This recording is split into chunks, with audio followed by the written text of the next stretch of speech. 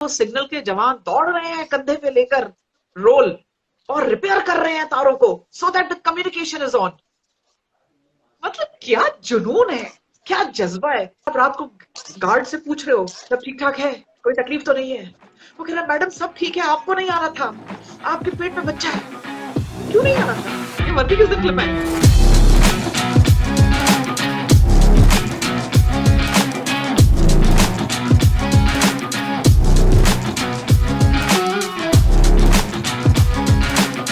So that was another bike incident from NDA ma'am.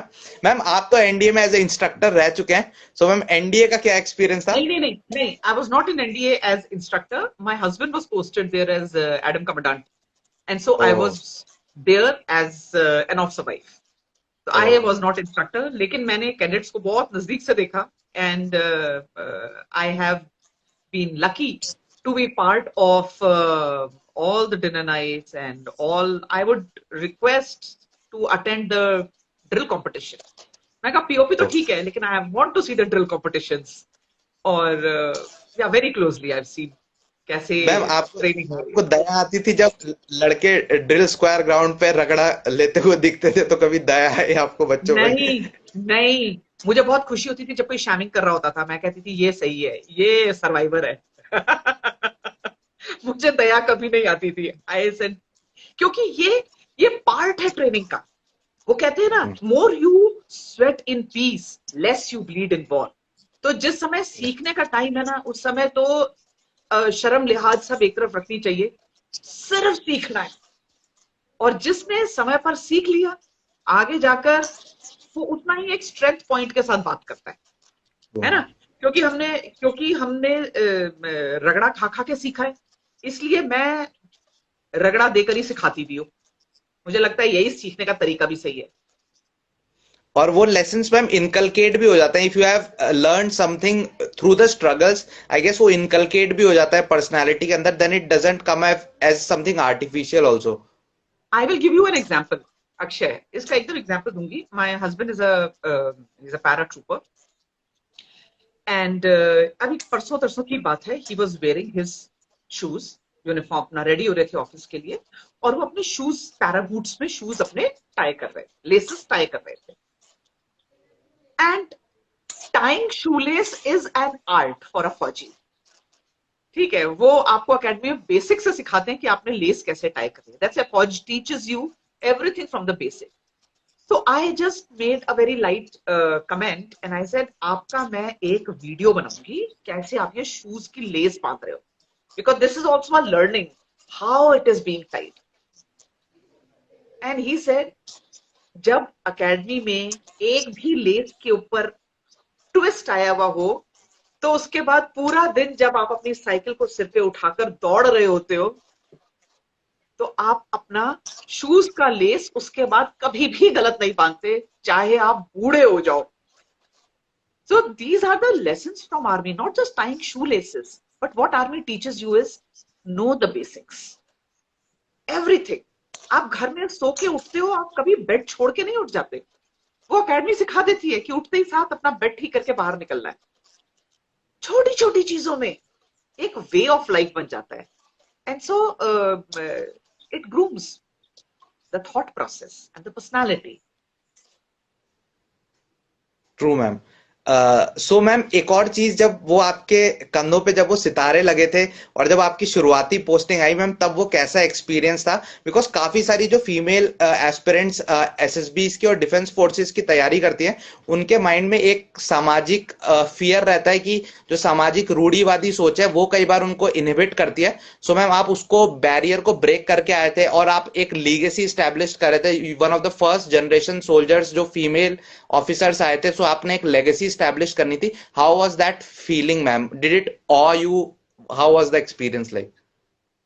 Akshay, आजकल जब लड़कियां लड़कियां तो क्या पीछे 30 साल से अब फौज में आ रही हैं, ठीक है, लेकिन अभी तक जो ओटीए से लड़कियां आती हैं, they come after their college, and by this time a basic personality has shaped, at least your body clock is shaped. But now when girls are going to be there in National Defense Academy, they are going to be 18-19 years old girl. अब soldier GD के तौर पे जब लड़कियां CMP में आ रही हैं, they are just 17-year-old girls. और ये लड़कियों के लिए मैं, I want to tell everyone, all the girls who are listening, that I am doing lot of work in a topic that is considered to be very taboo, and that is women, military training and periods.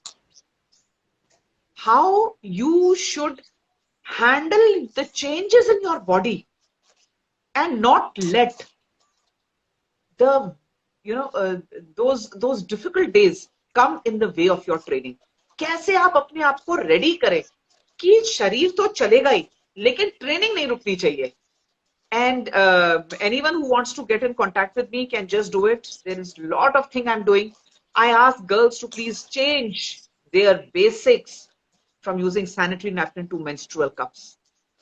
जिस दिन से आपने सोचा आप फौज में जाएंगे, आपको अपने शरीर में ये चेंज लाना पड़ेगा. And these are the things that I faced. Girls like me faced. हमको periods हो रहे हैं, हम स्विमिंग नहीं कर पा रहे हैं. 6 महीने की ट्रेनिंग है. स्टोन स्विमर गए हैं एकेडमी में, स्विमिंग करना नहीं आता है. और जब स्विमिंग का लेसन की बारी आई, तो महीने में 1 हफ्ता आप डाउन हो. और अगर स्विमिंग क्लियर नहीं किया तो एकेडमी से आप पास आउट नहीं हो सकते. मैंडेटरी है. कैसे सीखें? और बाहर बैठे हैं, बहुत बुरा लगता था क्योंकि पानी के अंदर नहीं जा सकते. So I want to tell all the girls, use menstrual cups. You will be able to do swimming, horse riding, boxing, running, marching, name a thing. सब कुछ करोगी आप बिना किसी डर के, बिना किसी रुकावट के. And then there are a lot of yogasans that I bring a lot of experts into my Insta, and we do a lot of conversation as to how girls can best do everything. फौज ही नहीं, लड़की चाहे कथक कर रही है, चाहे sports person है, चाहे एनसीसी कैडेट है, चाहे रेगुलर गर्ल है, कुछ नहीं भी कर रही है तो भी उसको तकलीफ है. How she can make her body ready. So these are the things we all must know and must learn. Rather, I will advise you also, Akshay, जब आप इतना बढ़िया काम कर रहे हो, आप कभी किसी को बुलाओ और इस टॉपिक के ऊपर भी खूब बात करो, तो ये एक टैबू ब्रेक करेगा. ठीक है? Rather, my second TED talk that I have given, which is yet to be published, it is on this topic only: women, military training, and periods. And it is important to speak. But Definitely. when I got into academy, शुरुआती दौर था, and needless to say, जब unit गए तो भी एकदम शुरुआती दौर था. I am 77 number lady officer, माने पहली 100 भी नहीं थी. तो मेरी पहली पोस्टिंग थी पंजाब में एक ऑर्डिनेंस डिपो में, मैं नाम नहीं लूंगी. और वो जो डिपो था, वो एक, उसकी डिपेंडेंसी एक बहुत बड़ा एरिया थी, काफी सारी रेजिमेंट्स उसके ऊपर डिपेंडेंट थी. और मुझे याद है कि one day I was in the depot walking from one end to another. एक ऑफिस में जा रही थी और सामने 2 सिपाही खड़े थे, सिख, लंबे लंबे 6.5 फुट के सरदार, उसके ऊपर पगड़ी भी लगी हुई है, लंबे चौड़े एकदम, और मैं ऐसे चलती भी आ रही थी. सो ये उस दौर की बात है जब जवानों को पता ही नहीं था कि फौज में लड़कियां भी आने लगी हैं. खासकर इन्फेंट्री के जवानों को तो पता ही नहीं था कि फौज में लड़कियां भी आ रही हैं. So these 2 jawans just kept looking at me. उनको लगा ये शायद कोई फैंसी ड्रेस में कोई छोटा सा बच्चा वर्दी पहन के चल रहा है, और भी एकदम छोटे से बाल और पतली सी. आई वाज जस्ट 22, और वो ऐसे झुक के मुझे देख रहे थे कि ये क्या चीज है. एंड देन आपके अंदर वो एक वर्दी का गुरूर होता है ना. I just went there, stood in front of them, I pointed at my stars and I said Jai Hind. And it was like they were just jolted out of that. और फिर उन्होंने मुझे इतना तगड़ा सलूट मारा, जय हिंद मैडम, जय हिंद मैडम, सत श्री अकाल मैडम. तो वो मुझे एक बड़ा इंटरेस्टिंग इंसिडेंट लगा कि देखो, लोगों को पहले यही नहीं पता था कि लड़कियां फौज में आ रही हैं, और तब से लेके आप आज तक देखिए, लड़कियां परमानेंट कमीशन है. They will be in roles of commanding officers now. NDA से निकलेंगी तो एक अलग ही ट्रेनिंग का लेवल होगा. मतलब 1 साल की ट्रेनिंग और 3 साल की ट्रेनिंग में कितना फर्क है. और अब तो इस तरीके का एक पूरा एनवायरनमेंट क्रिएट हो गया है that girls are now here to stay. अब हम कोई शॉर्ट टर्म नहीं है। Now, no one can take us non-seriously. We are serious candidates here because people like me have given our sweat and blood as the trailblazers, as the front runners. और मैं बहुत फख्र के साथ इस चीज को एक्सेप्ट करती हूँ कि हाँ हमने बहुत मेहनत करी, हाँ हमने खून पसीना किया, because this edifice that is here, अगर पहले हमने नहीं किया होता अच्छे से काम तो शायद आगे जनरेशन्स के लिए चीजें कम होती। आपको पता है जब शुरुआती टाइम था हम लोगों का तो we were given a number that was not SS, that is short service, that was not IC of course because that was not permanent commission. जो हमारा नंबर था it was WSES with in brackets O, माने women, पहला ही discrimination women लिख दिया नाम के आगे। काम आप बराबरी का कर रहे हो लेकिन नाम के आगे विमेन हो गया। Women special entry scheme, bracket में ऑफिसर्स, माने it was not a commission, it was a scheme. चली चली नहीं चली नहीं चली, स्कीम है। तो कितनी रिस्पॉन्सिबिलिटी रही होगी उस समय कि हर काम के लिए इतना जी जान लगाना है कि आगे आने वाली जनरेशन्स आपको मतलब फख्र करें आपके ऊपर। और मुझे लगता है कि शायद मैंने इतना सा भी कहीं कुछ किया, कुछ सही किया। I always feel that I gave my best. In fact, ma'am, we are getting goosebumps as you say this because जो वो एक foot in the door female officers को मिलना शुरू हुआ after 93, उसी की एक legacy जो बनी, the way they proved themselves in the field, be it in any domain that they were given and they led with example, उसी का ये influence है कि शायद आज सुप्रीम कोर्ट ने इस चीज को नोटिस किया। And after the Kush Kalra case, ma'am, you would be happy to know not just NDA, RIMC, one of the hallowed military institutions जहां से you get many of the officers of NDA and other places, ma'am, RIMC ने अपने gate in this year have opened it for female candidates. सैनिक school पहले ही खोल चुके थे। I guess, ma'am, also future of warfare is changing, ma'am. It is becoming much more inclined towards the tech side. So, ma'am, I guess it is a level playing field, and female with all their ability would be able to not just match but go beyond the expectations of what is expected out of a soldier. It is here. Warrior is a mindset. और घोंप निकाल करना adrenaline है। We are all battle inoculated. We all will be able to perform. BrahMos के ऊपर जब एक lady officer खड़े होके 40-45 किलोमीटर दूर अपना सही तरीके से एक गाइड करेगी, दुश्मन की हाड़ कांपेगी।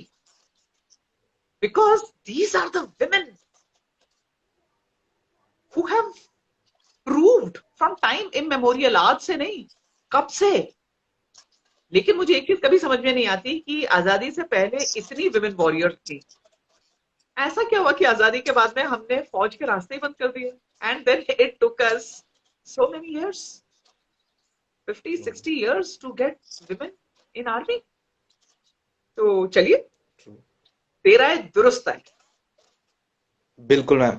मैम, अब आपसे समय का क्योंकि अभाव है, मैम, आपका जो कारगिल का एक्सपीरियंस था और वो जो व्हेन यू आर एक्सपेक्टिंग और then also you are leading there by example, ma'am, उस एक्सपीरियंस के बारे में, बिकॉज वॉर का जो एक फॉग ऑफ वॉर क्रिएट होता है उसमें सरवाइव करना in itself is a big thing, और आपने उसमें लीड किया। So ma'am, how was that experience?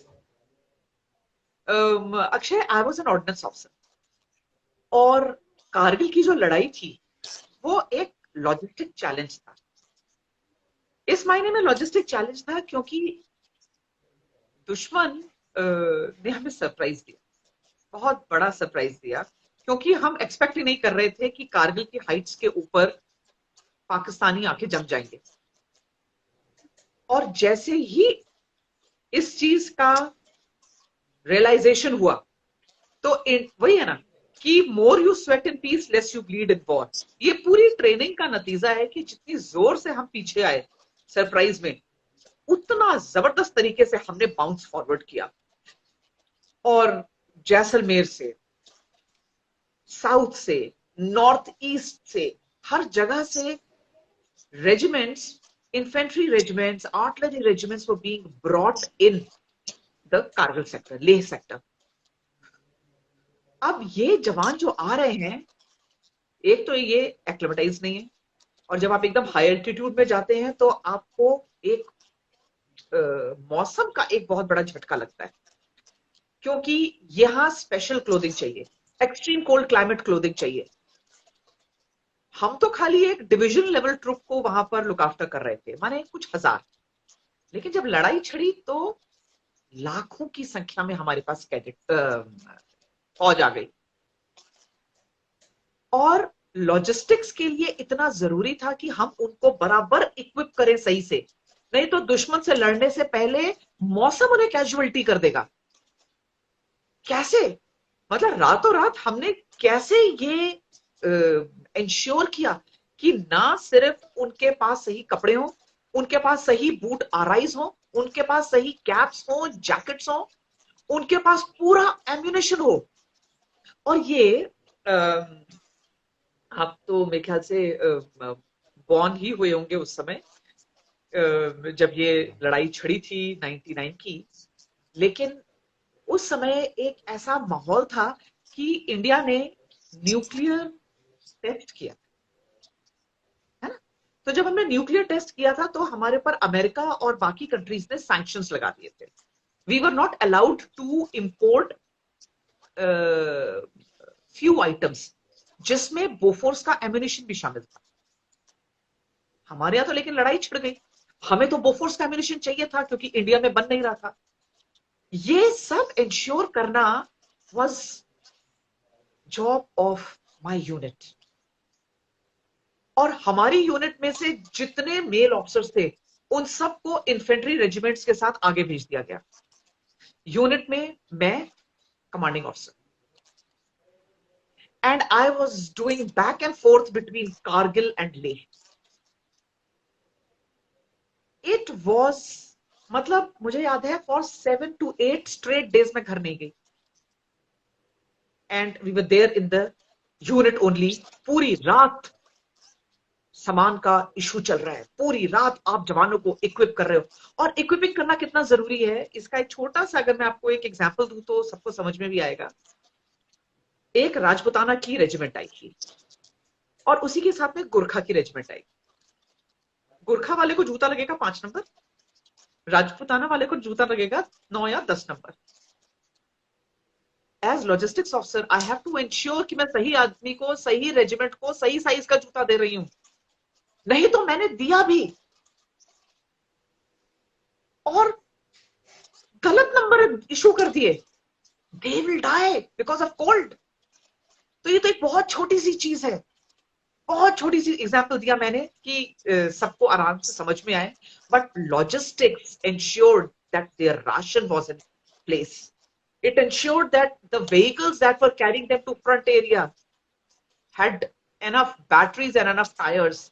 The weapons that they were carrying had ammunition. The guns that they had all the repairs and all the ammunition. They were well clothed. और छोटी से लेके बड़ी से बड़ी चीज का जो ये एक चैलेंज था, आप ये सोचो कि जंग छिड़ रही है लेह में, लेकिन उसके पीछे के धागे पूरे इंडिया मेनलैंड तक आ रहे हैं, क्योंकि सामान तो आपका ऑर्डिनेंस फैक्ट्री से बन रहा है, स्पीड से काम चल रहा है, सेंट्रल ऑर्डिनेंस डिपोट से खड़े खड़े सामान लाया जा रहा है, constantly on phone and getting it done, and in record time India worked like clockwork. But me and my regiment, as the front runners, were at the tip of the knife. We were at the tip, बिल्कुल बिल्कुल sharpest edge पे थे हम। और इस जीत का सेहरा जितना एक इन्फेंट्री जवान के सिर बनता है, उतना ही सेहरा ऑर्डिनेंस, एएससी, ईएमई, सिग्नल सबके सिर पे बनता है। वो सिग्नल के जवान जो कंधे में वायर लेकर दौड़ रहे हैं यहां से वहां, क्योंकि line communication is safest. Tiger Hill के ऊपर जो प्लेटून कमांडर बैठा है, जो आगे लास्ट बुलेट फाइट करने के लिए तैयार है और उसको आरटी रेजिमेंट कवर दे रही है, वो 50 मीटर तक जाकर कहता है now stop the fire and now we are going in the offensive. वो खबर नीचे कैसे पहुंच रही है? लाइन कम्युनिकेशन से। और जो दुश्मन के गोले बरस रहे हैं, वो गोले हमारे लाइंस को, ये जो तारे हैं टेलीफोन की, इसको ब्लास्ट कर रहे हैं। और उसके नीचे नीचे से वो सिग्नल के जवान दौड़ रहे हैं कंधे पे लेकर रोल, और रिपेयर कर रहे हैं तारों को, so that the communication is on. मतलब क्या जुनून है, क्या जज्बा है। I saw highest examples of courage and bravery and selflessness in this war. And I'm so proud I met such people. And I'm so proud that I was part of Indian Armed Forces. Or bus, though my tenure was not very long, but it gave me a lifetime. And all this when I was pregnant.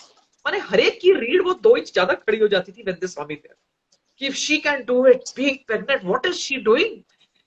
मतलब she is not saying कि मैं बैठ जाती हूँ। Perimeter का आप चक्कर लगा रहे हो, रात को ड्यूटी दे रहे हो, और आप खड़ी पहाड़ी के ऊपर जा रहे हो, क्योंकि यूनिट तो पूरी पहाड़ी के एक एक रिज पे है। और आप रात को गार्ड से पूछ रहे हो सब ठीक ठाक है, कोई तकलीफ तो नहीं है? वो कह रहा मैडम सब ठीक है, आपको नहीं आना था, आपके पेट में बच्चा है। क्यों नहीं आना था? ये वर्दी किस दिन के लिए पहनी है? तो एक हाथ में कार्बाइन, एक हाथ में अपना बेटा, और पेट में एक दूसरा बच्चा लेके मैं चल रही हूँ। And my husband was fighting a battle in Dras sector. So when you say the word fog of war, it was too much on the plate. You're worried about your husband. What will happen? Will he be back? I have to be brave for my son, जो सिर्फ 2 साल का है. I have to take care of myself as a mother because I have a responsibility towards that unborn child. And I am an officer. जिंदगी में कुछ समय ऐसे आते हैं जब आपको सब कुछ बहुत एचडी में दिखने लगता है, डॉल्बी साउंड में सुनाई आने लगता है। जिंदगी एकदम एकदम एकदम फॉग के बीच में भी आपको जिंदगी क्लियर नजर। ये वो मौका था, and it was a memorable, ma'am very memorable. In fact जो भी स्टूडेंट इस चीज या एस्पिरेंट इस चीज को सुन रहा होगा, दे वुड रियलाइज कि what is the kind of dedication and commitment you have shown to the country, and the nation would always remain indebted to the service that you have done to this country, ma'am. And Akshay what I would like to say is that ये quality आप उस समय पैदा नहीं करते हो अपने अंदर से। फौज आपकी ये क्वालिटीज एसएसबी में चेक कर लेती है कि समय आएगा तो आप परफॉर्म कर सकेंगे या नहीं। तो इसलिए एसएसडी में अपना ओरिजिनल सेल्फ दिखाइए, क्योंकि जिस समय देश आपसे वो डिमांड करेगा ना, तो आपको अपना बेस्ट परफॉर्म करना है। So SSB is something that is going to test the most original you, and mind you will be selected if you have it in you. Words of wisdom and motivation there, ma'am. और एक चीज मैं just to tie back to what ma'am has said, if ये जो combat forces होती हैं, combat units होती हैं, they are just like the tip of the iceberg. तो वो they always do get all the media attention, all the hype, but understand वो जो आइसबर्ग है, it is just 20% of the thing. उसके नीचे 80% the thing that is supporting is the entire mechanism of the army that works to push it, be it the engineering, be it the logistics, be it the admin branch. So they are the unsung and the unseen heroes, and आज ma'am उन्हीं की story बाहर लेके आई। So that was great. Also SSB से एक और चीज यहाँ पे टाई अप होती है। मैम ने जो आपको शू वाला एग्जांपल दिया, एक ऑफिसर लाइक क्वालिटी आप देखोगे, इफेक्टिव इंटेलिजेंस होती है, to use minimum resources and to use them in an optimum fashion. So वो शू के example you can see through कि वो स्किल मैम ने कैसे इंप्लीमेंट की during her tenure. So that was really ma'am eye opening for a lot of aspirants की कैसे वो जो OLQs होती हैं during and throughout the service आप इंप्लीमेंट करते हो। Ma'am finally before bidding adieus to you for from today's session, ma'am how was the feeling when you were getting out from the services and starting a new journey in the corporate world? मेरे को अभी भी cringe होता है. I I never wanted to leave. I I never wanted to leave my uniform. I I did not want to come back home. जिस दिन मेरा last day था यूनिफॉर्म में, I did not want to come back home. I was sitting behind my vehicle. I was holding my uniform. I was rocking and crying. I was just crying. Did not. Uh, I just did not want to leave it, but I had to. It was a decision which was made for me because girls के लिए permanent commission था ही नहीं. और मैं ऐसा जिंदगी के दोराहे पे खड़ी थी that I had to take a choice whether I move on forward and then leave after 2 years, or I leave now when there were some pressing requirements.